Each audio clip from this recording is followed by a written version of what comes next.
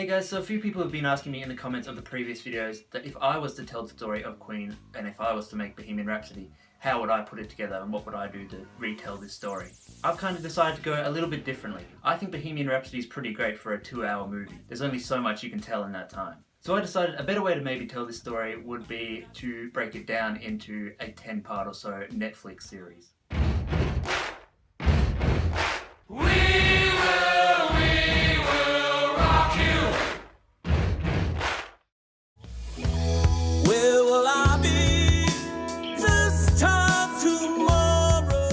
The first episode, I think, should cover the early years of Queen. We talk about the formation of the band, with John Deacon being introduced into the band. In the movie, this was obviously very rushed, so I think it could be a better way to kind of show how he joins the band and how the band gets together. A bit more in-depth about that. Then obviously we have the band playing shows around the place, maybe at colleges and stuff like that, getting recognised and being offered a record deal.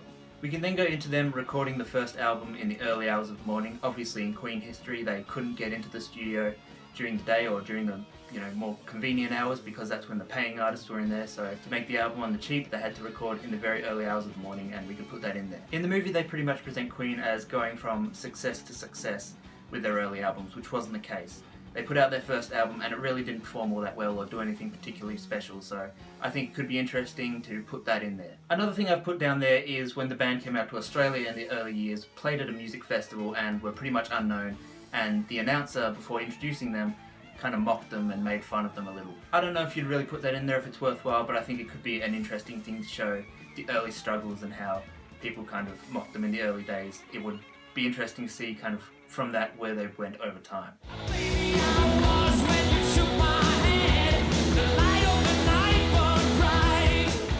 The second episode, this is where we move into the band back into the studio recording their second album, and this is when they really started to try out the more experimental techniques. A lot of fans talk about songs like March of the Black Queen and different songs like that, where they tried out experimental ideas that they would really benefit from later down the line. Then we go into some scenes from the movie, the first taste of success where they went on the big tour of the US.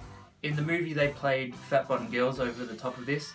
We know this was a big time shift, so I think you could switch out songs here and replace Fat Bottom Girls with Now I'm Here, which was obviously from the Sheer Heart Attack album, which was later on, but it's a lesser gap of a time shift for Now I'm Here to be on the second album rather than Fat Bottom Girls to be shifted almost 10 years. Then we go into their performance of Killer Queen from Top of the Pops, which was in the movie. Then we can move on to their popularity in Japan. Obviously they had early popularity out there in Japan. This was something that was filmed but was deleted from the film, so it could be an interesting way to reintroduce that in this series.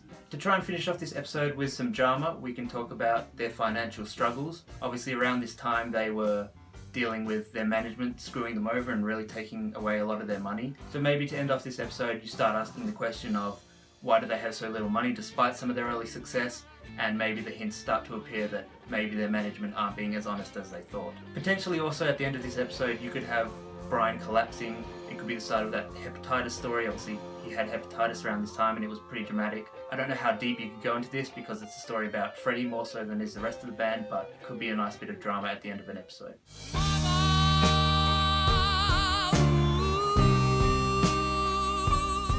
To start off episode 3, we have the band trying to rush Brian home, smuggle him through the airport without him getting caught, and obviously you can play up the drama for the fears for his health. I then say we move on to the first meeting with Ray Foster, which was from the movie, but obviously you have to do that a little bit differently here. With Brian being sick, you could have him missing from this first meeting, and that would, build up the added pressure. Freddie was late, Brian was missing, and this is a band that is in financial trouble. They've built up a lot of debt because of the previous management screwing them over, so it could put a bit more pressure on them from Ray Foster, whereas before he was not happy with the idea of a rock album with the scale of opera. Now he's even more against the idea because they're already in financial debt, so they shouldn't be taking any risks. You then have Brian recovering and the band going to record the album. This is obviously mostly stuff from the movie where they record the Night at the Opera album and Bohemian Rhapsody. You then have their second meeting with Ray Foster, where he is still against the idea of Bohemian Rhapsody and they pretty much have to walk out on him. Freddie then gives Kenny Everett the copy of Bohemian Rhapsody, and due to that, Bohemian Rhapsody becomes the big success it always became. You kind of end this episode with Queen finally having their first taste of real success and the critics still having a go at them. I think it's an interesting story point to have running through the entire series that the critics and the press have always been against Queen, and it's kind of worked that way, particularly now with the movie having come out and the reviews being bad, but the people still enjoying the movie.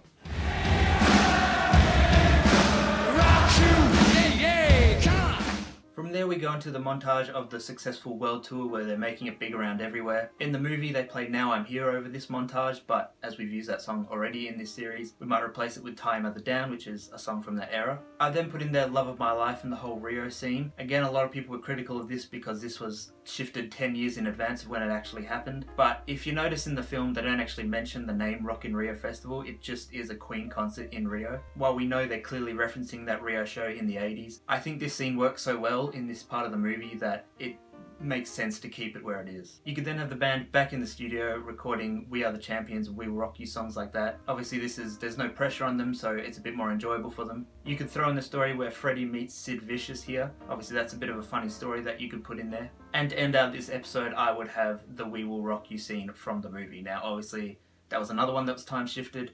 We move it back to the right era, and it's basically the same kind of scene, just put in the right time period.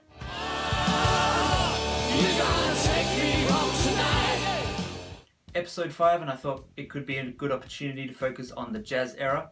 We start off with the jazz album launch party, which there are stories that was a pretty crazy party. One of the criticisms of the film is that it doesn't go too in depth about that stuff, and while I think you could still keep it pretty, vague and pretty clean, there's more you can do with that. You could have a funny interaction between Roger and, I guess, the Meat Man. If you've seen the Days of Our Lives documentary, you know that there was a funny story that Roger had about a man and his entertainment, his act being, he just lay under meats or whatever. So you could have that in there as a bit of a funny scene. There was a man who, he was actually a person of restricted growth, who did lay under meats. He said, when asked what he did, he said, I lay under meats. And so people would approach the trestle table, and as they just reached out to scoop their meat, he would just move like that.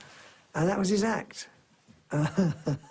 Then this is when you bring that performance of Fat Bottom Girls back in as the band toured the world with the jazz album. Again, you could throw in a bit more of the crazy stuff they did when they had the girls on the bikes and the girls on stage riding around on the bicycles. That could be a pretty crazy thing to throw in there to show their rock and roll lifestyle and the kind of crazy things they did as they got bigger and bigger over time. Freddie starts to get his first taste of the club scene led by Paul Prenter, and while it's not too bad at this point, it can be the first taste of this that would eventually lead to some problems later down the line. We've then moved into the end of the 70s, the start of the 80s. Freddie grows the mustache, changes his look to be part of that gay clone look at the time. And then to end out this episode, I've thrown in Another One Bites the Dust. Now, the way I would do this is by having basically this replace the We Will Rock You performance from Madison Square Garden.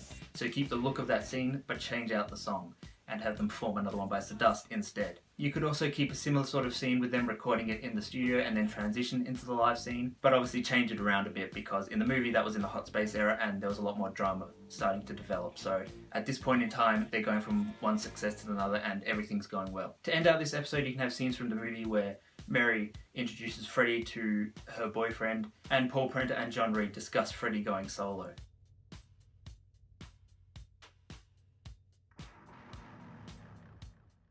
Thanks for watching this video, guys. Leave your thoughts down below. Remember to like the video, share it around, and subscribe to the channel. Make sure you hit that bell notification as well so you know when we upload.